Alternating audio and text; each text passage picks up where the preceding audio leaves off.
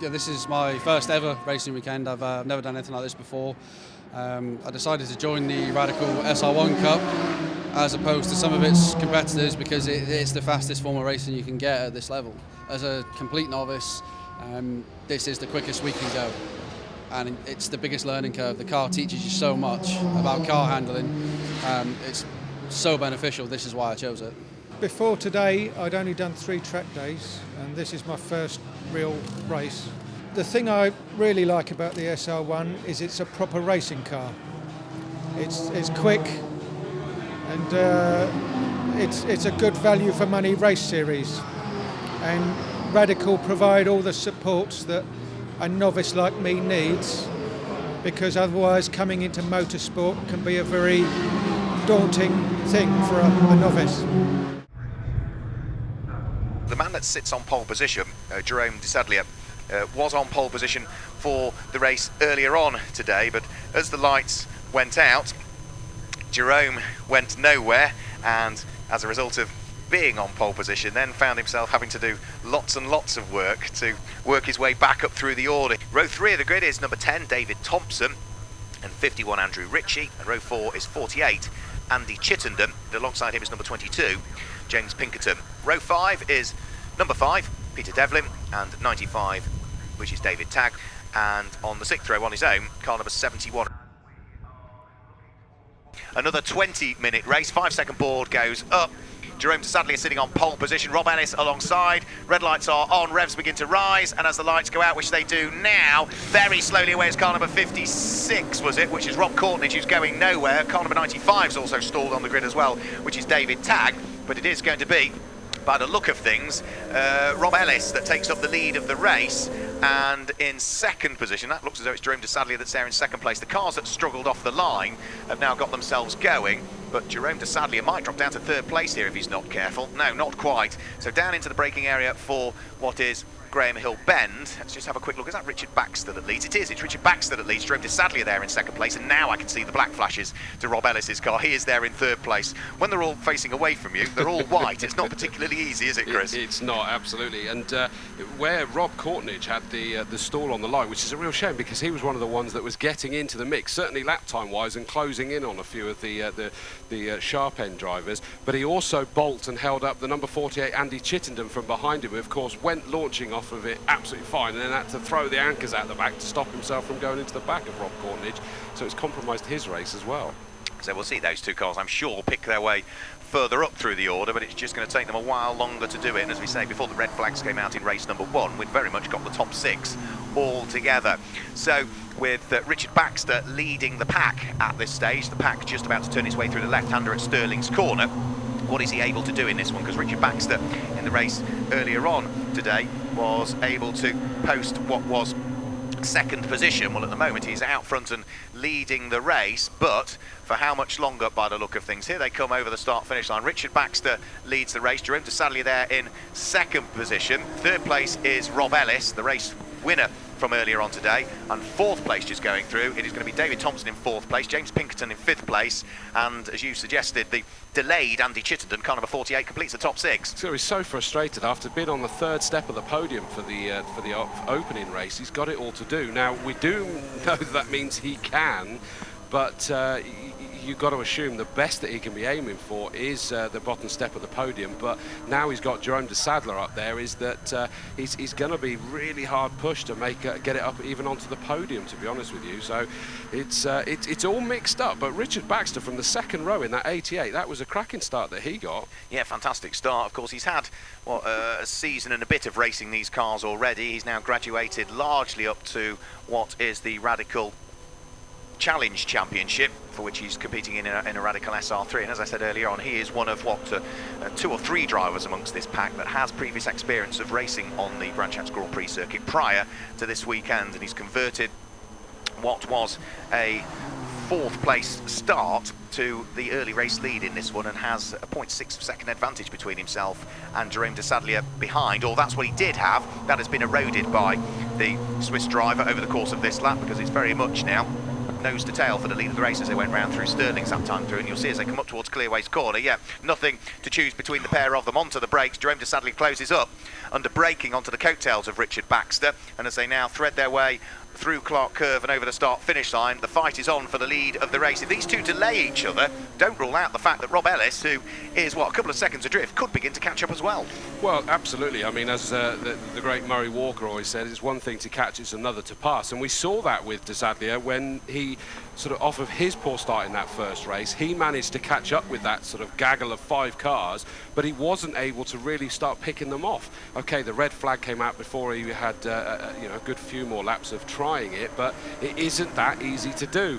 So he's there in second at the moment. He's being held up by the leader, Baxter, number 88.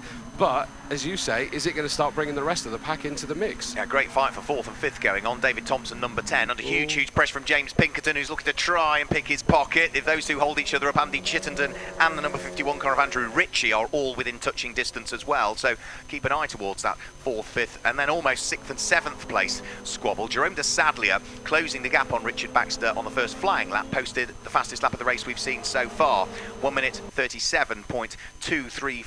1 minute 37.234. They were down in the 1 minute 35s earlier on. It was actually Jerome De Zadlier in race 1 that posted the fastest lap of the race as well. And well, he's charging to try and get himself right onto terms with Richard Baxter, who's having none of it at this stage, because the two of them still very much together turn their way, what is the 3rd time, through Stirlings and back into our site at Clearways in a few moments' time. Yeah, I mean, that's the reality, isn't it? We know that Jerome De Zadlier is able to lap about 1.1 seconds quicker than everybody else, I think, is where we saw it sort of pitched at. So we know he's got it there to be considerably faster, and absolutely he's done it. He's into the lead and he's now pulling away. Yep, so Zadlier goes to the top of the times.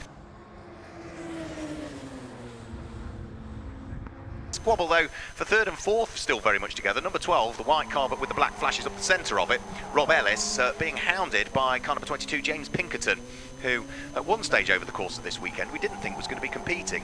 So it's great to see James out there and potentially on for a podium spot. And even when we knew he was competing, we had no idea what number. You know, we didn't. But yeah, he's up there. What is he in 4th position? And he's actually pressurising to try and pass Ellis, isn't he? Of course, the race 1 winner. Yeah, so Rob Ellis is going to have to stick his elbows out a little bit if he wants to try and hang on to it. Jerome De Zadlier all of the time, though, is starting to build the advantage in the lead of the race. Let's just guide you down through the order at the moment. Number 3, Jerome De Zadlier leads the race by 1.6 seconds from 88 Richard Baxter, who's got almost 6 seconds in hands now between himself and number 12 Rob Ellis in 3rd place, who's being kept very busy by the 4th place guard, number 22 James Pinkerton.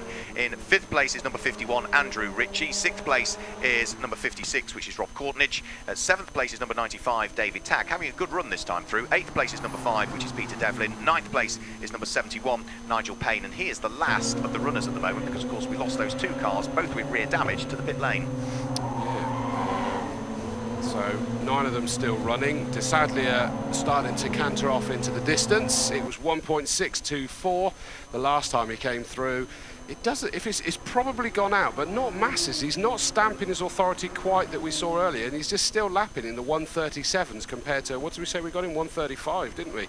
Yeah, 135.8. So he's clearly still driving well within himself, although when we interviewed one of the drivers earlier, they said it's a little bit slower out there this afternoon on the circuit. Yeah, absolutely. That was Mike Newbold, wasn't it? Yes. Or was it Tony Wells? No, Tony Wells was suggesting it was a little bit slower, was he, than earlier on? So it may well be that. I mean, it's quite warm out there, so maybe the if not the ambient temperature, then certainly the track temperature just means that maybe it's just gone beyond the ideal sweet spot for everybody. As down towards the bottom of the Cooper Straight goes that fantastic fight that is occurring for what is 3rd and 4th place, isn't it? That Rob Ellis still managing to hang on to the position at this stage. Car number 22, James Pinkerton, though, is just not going away, is he? He's actually the quicker of the 2 cars, I suspect, if he could get past Rob Ellis.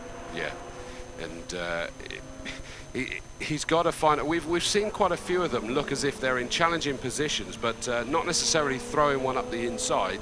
They're almost kind of braking as late as they can, and I get the impression it's almost the case they're trying to take as much momentum onto certainly the big straight out the back down towards Hawthorns, but not quite able to do it at the moment. So he sat there as he went across the line. 0.380 was the gap, and harassing, I think, is probably the appropriate way of saying it, as our leader comes down towards us for what will be the 6th time, and this will be half race distance, 10 minutes 12 seconds remaining. Through goes the number 3 car of Jerome de Sadler. That gap now back to Baxter is 2.672. Still only 0.4 that he grew that by. Yeah, so still going the right way, though, as far as he's concerned. As for the fight for third and fourth, that has just opened out by another tenth of a second. So Rob Ellis still under pressure from James Pinkerton, but James isn't quite close enough this time to have a nibble either at Paddock Hill Bend or on the run through Druids Corner. We've also got the cars in 5th and 6th place very much together. Number 51 is Andrew Ritchie sitting there in 5th place. He's got Rob Courtnich's number 56 car sitting fair and square in his mirrors, and Courtnich might have a quick nibble here. Up the inside he goes at Graham Hilbrand, brakes very, very late, gets the car just about turned into the corner. It tries to wash out wide on the exit, but he gathers it back up, and now it looks as though trying to return the favour was going to be the car of Andrew Ritchie, but he couldn't quite squeeze his way through. So shuffle in the order. Rob Courtnich is up to 5th position. Andrew Ritchie, number 51, drops down to 6th. That was a bit more than a nibble in the end, wasn't it? That was that was a proper Dan Dare move, throwing it up the inside. Of course, Courtnich, he's the one that stalled on the start, wasn't he? So he's recovering back through the field, and is a man on a mission. And he was certainly lapping quicker than Ritchie, but he's also lapping quicker than Pinkerton and Ellis. But is that just a bit too much of a gap? We're talking about 4.5 seconds he'd have to make up there. I think he's got the bit between his teeth. He's going to be trying, and he's got not far short of half the race to do it. Yeah, he's got plenty of time still just to see whether he might be able to improve in terms of position. So we've got 9 cars still out there and running, following the retirement of car number 10, David Thompson, and number 48, Andy Chittenden, as Jerome de Sadler goes through and really starts to pile on the pressure and ask a few questions of those behind, building the lead advantage to now almost 4 seconds, largely because he's just posted the fastest lap of the race we've seen so far, 1 minute 36.690. He's the only driver down into the 1 minute 36 second bracket, and that lap time is actually almost a second quicker than anybody else has managed in the race so far. Yeah, well, not surprised. It's about a second, 1.1 that we saw he was quicker. But Courtnich, not only has he got past Ritchie, and even whilst making that pass on Ritchie, he's still lapping 1.2 seconds quicker than the 2 cars in front of him, Ellis and Pinkerton, the number 12 and number 22 cars. The gap is now down to 3.9 seconds. So I think he is. If he can keep reeling them in at this rate, he's going to be on the back of them before we get to the end of this race. Yeah, certainly. I suspect that will be the case. Let's just keep an eye on that one. As you say, it's 3.89 seconds, so let's call it 3.9 and see how much that gap diminishes by as Rob Courtnich looks to try and close up on James Pinkerton and Rob Ellis respectively. So our race leader is about to come through shortly and conclude what will be lap number 8. He's just about to turn his way through Stirling's any second now, so through the left-hander at Stirling's and then down the straight towards the braking area for Clearways, where he will reappear back into sight. There'll be traffic before too much longer to deal with, the first of which will be car number 71, Nigel Payne. He will have to work his way through. And let's have a look. There goes now car number 71, the light green and black car of Nigel Payne, that retired from race number 1 with steam coming from the car. It was that was the car that brought about, I think, a safety car period, wasn't it? And now he's going to receive the blue flags, I would guess, on the run up towards Druids, because the race leader is very much bearing down on him. Jerome de Sadler, though, having built the advantage, can afford to take his time, can't he, to pick his way through the traffic? It looks almost as if Ellis and Pinkerton knew that Courtnich were coming, because they've both just put in personal best times there. Safety car is out. Okay. Let's have a quick run down through the order. Car number 3, Jerome de Sadler, leads under safety car conditions here at Brands Hatch from number 88, Richard Baxter, in 2nd place.